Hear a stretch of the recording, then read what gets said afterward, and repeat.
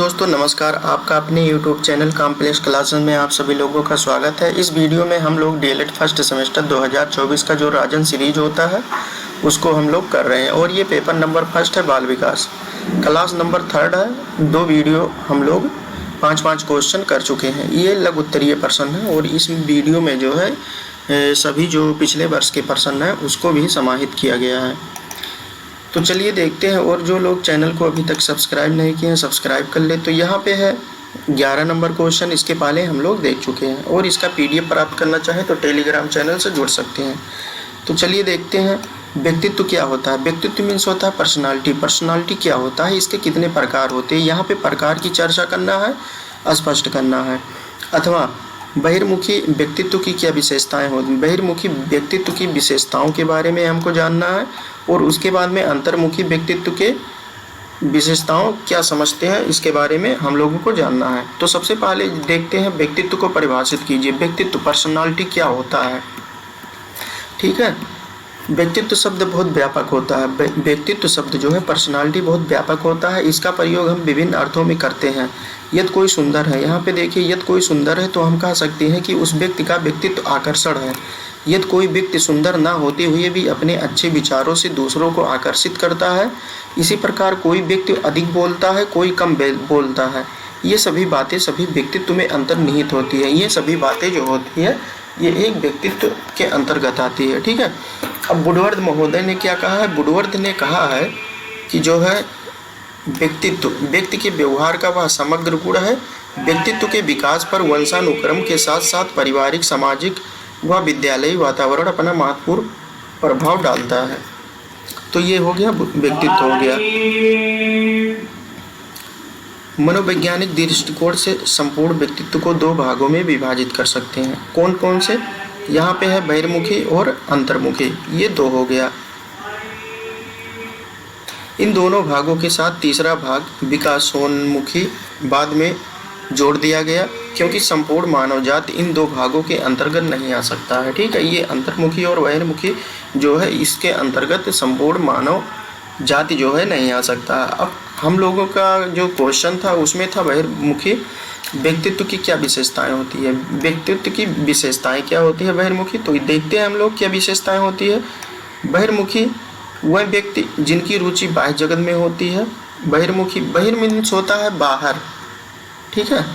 व्यक्ति की विशेषताओं को हम निम्नलिखित प्रकार से व्यक्त कर सकते हैं। पहला है कार्य करने की दृढ़ इच्छा और बहादुरी के कार्यों में रुचि रखते हैं। दूसरा नंबर है शासन करने का स्वभाव, शीघ्र न घबराने वाले होते हैं, ठीक है। उसके बाद में है शांत और आशावादी, परिस्थितियों एवं आवश्यकताओं के अनुकूल अपने को व्यवस्थित करने वाले। चौथा नंबर है धारा प्रवाह बोलने वाले, ठीक है, और मित्रों जैसा व्यवहार करने वाले होते हैं। चिंता मुक्त होते हैं, ये चिंता ज़्यादा नहीं करते हैं। उन गुणों को जानते हैं जिन्हें संसार की दृष्टि से देखा जाता है तथा उन्हें अपनाते हैं। जो संसार की दृष्टि से सही होता है उसको अपनाते हैं, ठीक है। अब देखते हैं अंतर्मुखी व्यक्तित्व की मुख्य विशेषताएं। अंतर्मुखी व्यक्तित्व की क्या क्या विशेषताएं हो, ठीक है। अंतर्मुखी व्यक्ति वह होते हैं जिनकी रुचि स्वयं में होती है और स्वयं जीवन की ओर आंतरिक रूप से जुड़ी होती है। अंतर्मुखी व्यक्तित्व की विशेषताओं को हम निम्न प्रकार से व्यक्त कर सकते हैं। तो यहाँ पे देख सकते हैं जिनकी रुचि जो है स्वयं में होती है और वह स्वयं जीवन की ओर आंतरिक रूप से जुड़े होते हैं। पहले यहाँ शब्द देख लीजिए अंतर्मुखी। अंतर मीन्स अंदर की ओर कुछ इंडिकेट कर रहा है। तो यहाँ पे देखते हैं क्या विशेषताएं हैं।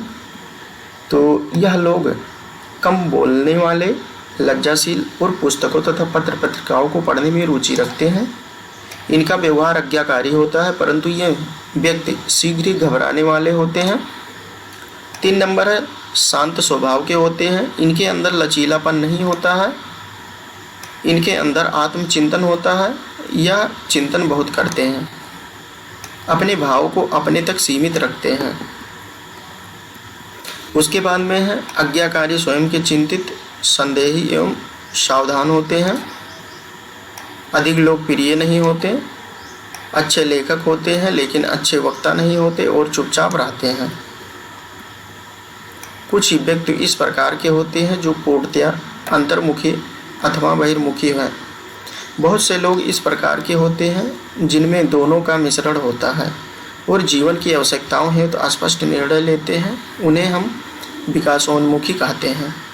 विकासोन्मुखी व्यक्ति एक स्थिति में अंतर्मुखी धारणाओं को विचार में ला सकते हैं और दूसरी स्थिति में बहिर्मुखी विचारों को अपनी क्रियाओं में स्थान दे सकते हैं। उदाहरण हेतु एक व्यक्ति अच्छा लेखक एवं वक्ता दोनों हो सकता है।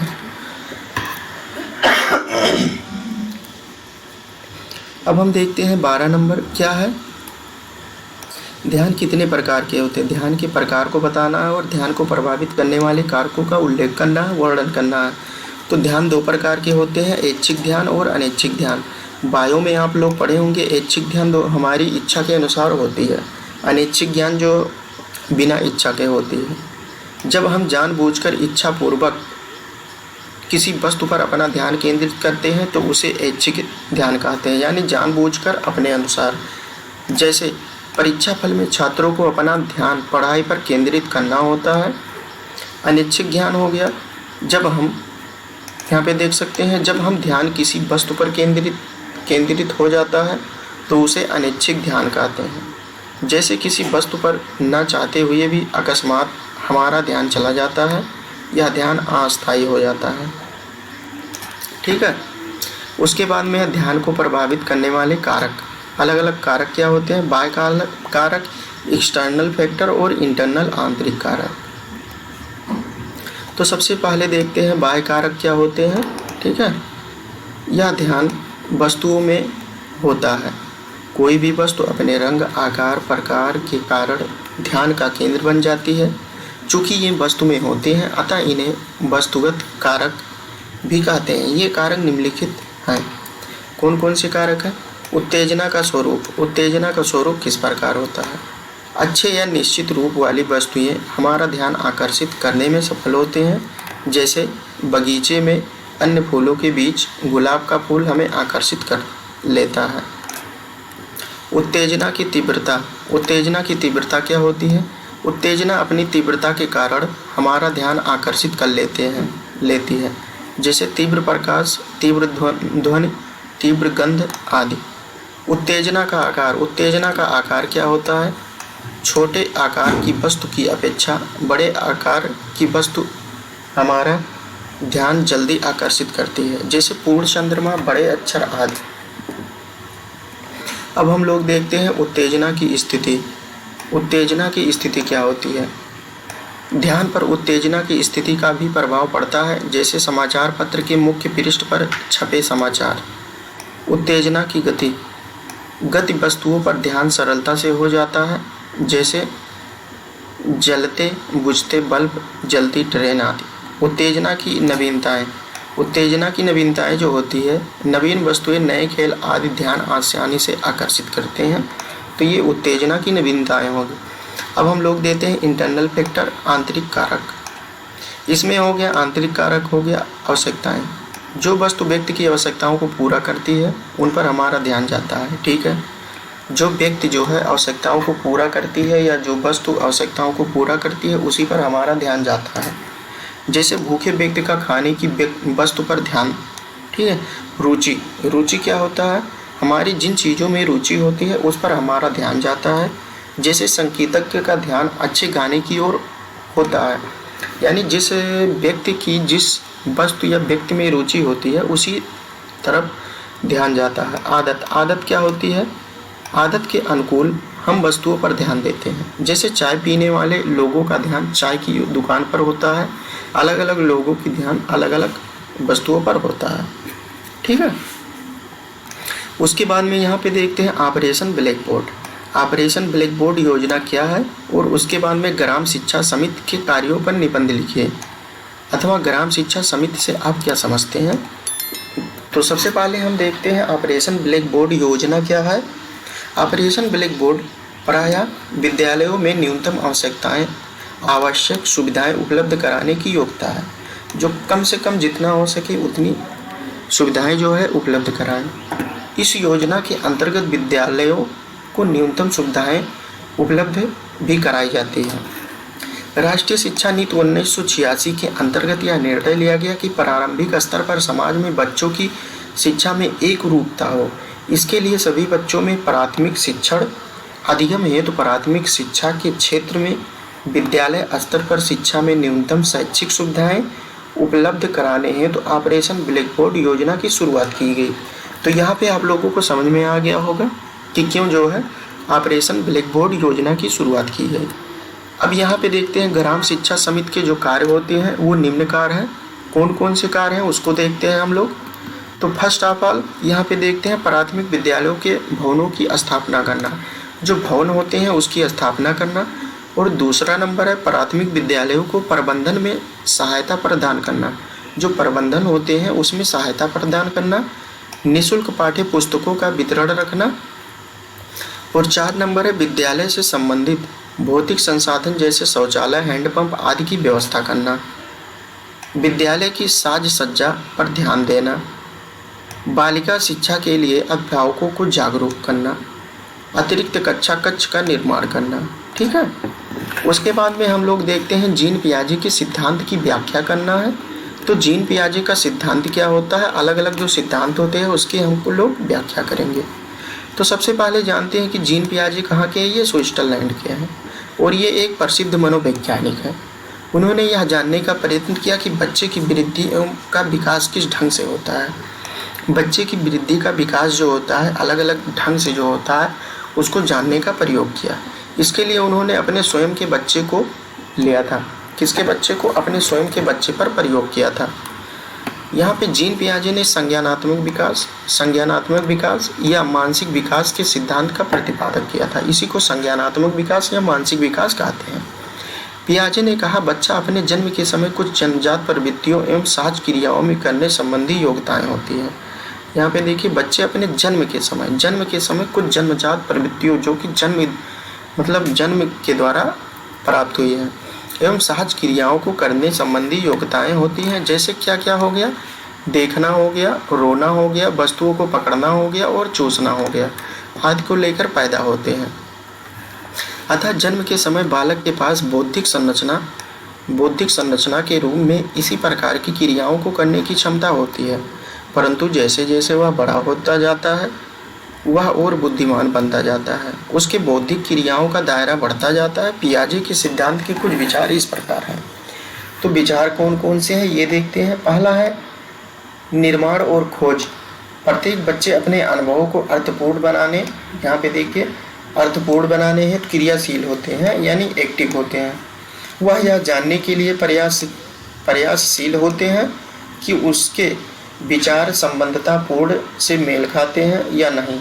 बच्चे उन व्यवहारों और विचारों की समय समय पर खोज और निर्माण करते हैं जिन व्यवहारों और विचारों का कभी पहले प्रत्यक्ष नहीं किया गया है। प्रत्यक्ष मतलब प्रत्यक्ष रूप से देखा नहीं गया है। जीन पियाजे का यह मानना है कि संज्ञानात्मक विकास केवल नकल न होकर खोज पर आधारित है। जैसे जीन पियाजे ने यह भी कहा कि छोटे बच्चे जो है नन्हे वैज्ञानिक होते हैं। अब यहाँ पे कार्य क्रिया का अर्जन होता है उसको देखते हैं। कार्य क्रिया का अर्थ उस विशिष्ट प्रकार की मानसिक दिनचर्या से है जिसकी मुख्य विशेषता उत्क्रमणशीलता है। उत्क्रमणशीलता जैसे हो गया रिवर्स ऑर्डर होता है, उत्क्रमणशीलता होता है जैसे A to B से C आ सके। यहाँ पे जैसे देखिए उत्क्रमणशीलता होता है, जैसे यहाँ पे ये है उसके बाद में ये उत्क्रमणशीलता, ये देखिए B यानी A से B जा सके और B से ये फिर आ सके, तो ये होता है उत्क्रमणशीलता। ठीक है, इतना समझ में आया होगा आपको। अब यहाँ प्रत्येक कार्य का एक तर्कपूर्ण विपरीत होता है। यहाँ पे तर्कपूर्ण विपरीत होता है।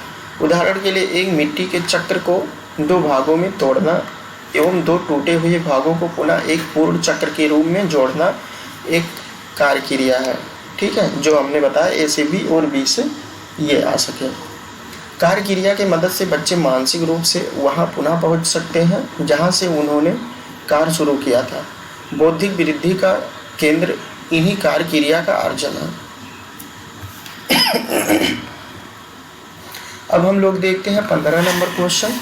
जीन पियाजे ने बाल विकास, बौद्धिक विकास की कितनी अवस्थाओं का वर्णन किया है? विस्तृत व्याख्या कीजिए। जीन पियाजे द्वारा प्रतिपादित विकास की अवस्थाओं के अंतर्गत पूर्व संक्रियत की अवस्था से आपका क्या तात्पर्य है? बालकों में बुद्धि के विकास को जीन पियाजे ने कितनी अवस्थाओं में विभाजित किया है? वर्णन कीजिए। जीन पियाजे ने विकास की 4 अवस्थाओं, यहाँ पे देखिए 4 अवस्थाओं का वर्णन किया है जो इस प्रकार है। कौन कौन से? इंद्रिय जनित ग्राम की अवस्था, इंद्रिय जनित अवस्था, पूर्व संक्रियात्मक अवस्था, उसके बाद में है मूर्त सक्रियात्मक अवस्था, अमूर्त सक्रियात्मक अवस्था। इसी को कहते हैं कंक्रीट ऑपरेशनल। अब इसमें अलग अलग जो अवस्था है उसके बारे में हम लोग देखते हैं। इंद्रिय जनित अवस्था, इंद्रिय जनित अवस्था का अगर एज पूछ ले, एज लिमिट, तो ये होता है जन्म से 2 वर्ष का होता है। इस अवस्था में बच्चे की बुद्धि उनके कार्यों के द्वारा व्यक्त होती है। चादर पर बैठा बालक है, चांदा पर पड़े दूर खिलौनों को प्राप्त करने के लिए चादर को खींचकर खिलौना प्राप्त कर लेता है। भूख लगने की स्थिति में बालक रोने लगते हैं, रो करके वह अपनी भूख की स्थिति को बताते हैं। उसके बाद में देखते हैं यहाँ पे पूर्व संक्रियात्मक अवस्था। यह अवस्था 2 से 7 वर्ष, ये जो है एज लिमिट है, इसको ध्यान देना बहुत ज़रूरी है, ये ऑब्जेक्टिव में भी आ सकता है। 2 से 7 वर्ष तक है। इस अवस्था में बालक अपने परिवेश की वस्तुओं को पहचानने, यहाँ पे देखिए अपने परिवेश की वस्तुओं को पहचानने एवं उसमें विभेद करने लगते हैं। इस दौरान उसमें भाषा का विकास भी शुरू हो जाता है। मूर्त संक्रियात्मक अवस्था, यह अवस्था 7 से 11 वर्ष तक होती है। एज लिमिट बहुत जरूरी है। इस अवस्था में बालक किसी वस्तु एवं घटना के बारे में तार्किक रूप से सोचना प्रारंभ कर देता है। अमूर्त संक्रियात्मक अवस्था में देखते हैं यह अवस्था 11 वर्ष तक होती है। ठीक है, 11 वर्ष जो होता है उससे आगे तक होती है। इस अवस्था में भाषा संबंधी योग्यता एवं संप्रेषणशीलता का विकास अपनी ऊंचाई को छूने लगता है। बालक में अच्छी तरह से सोचने, समस्या समाधान करने एवं निर्णय लेने की क्षमता का विकास हो जाता है। ध्यान और रुचि का संबंध बताइए। ध्यान और रुचि का संबंध बताइए। ध्यान और रुचि दोनों एक दूसरे के घनिष्ठ रूप से संबंधित होते हैं, क्योंकि रुचि के अभाव में ध्यान नहीं लगाया जा सकता। किसी भी कार्य को करने के लिए उसमें रुचि होना अति आवश्यक होता है। तो यहाँ पे ध्यान रुचि का विस्तृत क्वेश्चन हम लोग पहले देख चुके हैं यहाँ पे, इसलिए इतना ही है। अब हम देखते हैं बाल विकास की आवश्यकता पर संक्षिप्त टिप्पणी लिखिए, यानी बाल विकास की आवश्यकता क्यों जरूरी है इतना। बाल विकास की आवश्यकता और महत्व निम्न बिंदुओं द्वारा हम लोग समझ सकते हैं। बालक के वृद्धि एवं विकास की समस्त स्थितियों अर्थात विभिन्न पहलू जैसे मानसिक, शारीरिक, संवेगात्मक और सामाजिक विकास आदि परस्पर एक दूसरे से संबंधित है। इस बात का ज्ञान हमें बालक के सर्वांगीण विकास पर ध्यान देने हेतु प्रेरित होता है। प्रत्येक बालक में बुद्धि एवं विकास की गति एक समान नहीं होती है, इसीलिए हमें व्यक्तिगत भिन्नताओं का ध्यान रखना चाहिए। उसके बाद में है 3 नंबर है बालक के बुद्धि एवं विकास की प्रगति का ज्ञान कर लेने के बाद बालक भविष्य में कैसा और क्या बन सकता है।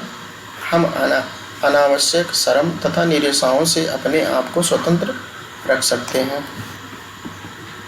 उसके बाद में है चौथा है बालक के वृद्धि एवं विकास में वातावरण तथा वंशानुक्रम दोनों की उत्तरदायी है। हम इस चार्ट का ज्ञान वातावरण में सुधार लाकर बालकों का अधिकाधिक कल्याण कर सकते हैं तथा यह आवश्यक इसके लिए हमें प्रेरित करती है। वृद्धि एवं विकास की दिशा में परिणाम संबंधी सिद्धांत यह बताते हैं कि विकास एक निश्चित दिशा में होता है। विकास अवस्था, विशेष अवस्था एवं आयु में बालक का विकास के ज्ञान से इस विषय में मदद दी जा सकती है। उसके बाद में 6 नंबर देखते हैं बालक के भविष्य में होने वाली वृद्धि और विकास को ध्यान में रखते हुए क्या क्या विशेष परिवर्तन होते हैं। इस बात का ज्ञान हमें सिद्धांतों के आधार पर हो सकते हैं। बालक में आने वाली समस्याओं और परिवर्तनों हेतु अपने आप को तैयार करने में समर्थ हो सकते हैं। तो यहाँ पे आप जानते हैं कि वृद्धि क्या होता है। जैसे शारीरिक परिवर्तन, जैसा लंबाई में वृद्धि हो गया, तो ये सब लंबाई में जो बढ़ोतरी होती है उसे कहते हैं वृद्धि।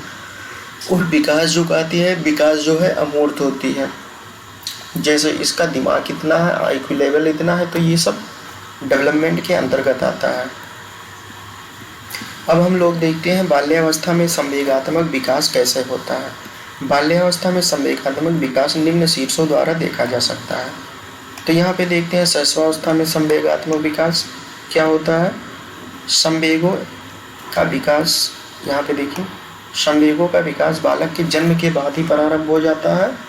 ठीक है, विभिन्न विद्वानों ने इस विषय पर अपने विचार दिए हैं।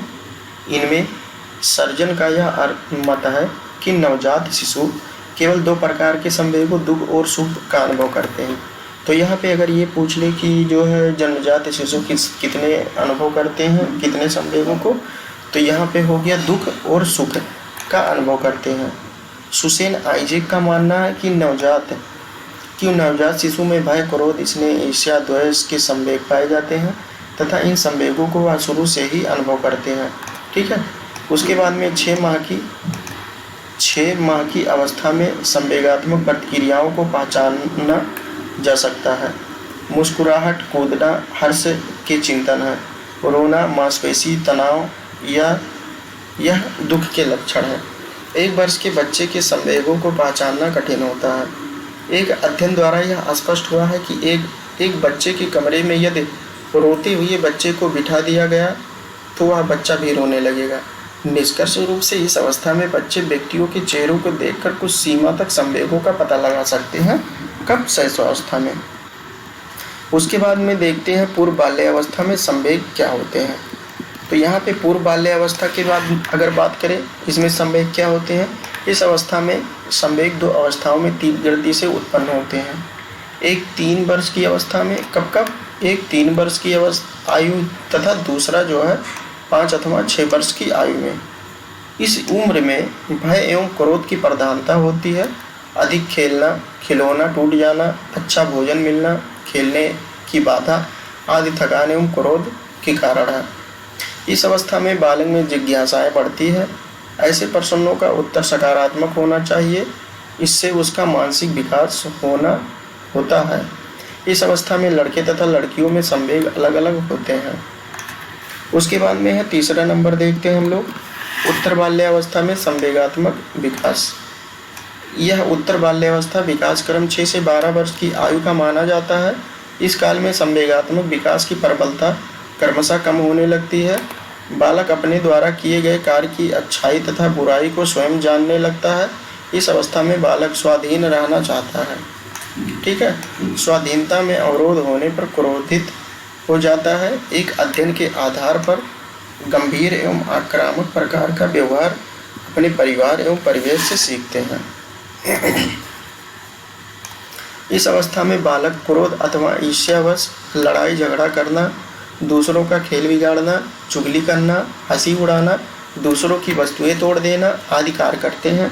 कुछ बालक हिंसात्मक प्रवृत्ति के होते हैं और वह अपनी समस्याओं का समाधान हिंसात्मक ढंग से करते हैं।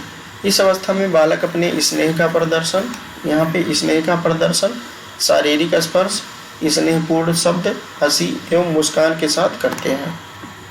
तो दोस्तों अगले वीडियो में मिलते हैं। और इसका अगर आप लोग PDF प्राप्त करना चाहें तो टेलीग्राम चैनल से जुड़ सकते हैं, वहाँ पे आपको PDF प्राप्त हो जाएगा। ये पूरा जो है लघु उत्तरीय प्रश्न जब खत्म हो जाएंगे उसके बाद में पूरा PDF बिल्कुल प्राप्त हो जाएगा। आप लोग प्रिंट आउट करा सकते हैं। इतने हिसाब से PDF बनाया गया है, कम पेज में और अच्छा मटेरियल। ठीक है, कंटेंट मिलेगा आपको। और चैनल को जो लोग सब्सक्राइब नहीं किए हैं, वीडियो को लाइक कर दीजिए और अपने दोस्तों के पास शेयर कर दीजिए। तो चलिए दोस्तों अगले वीडियो में मिलते हैं, तब तक के लिए जय हिंद, जय भारत।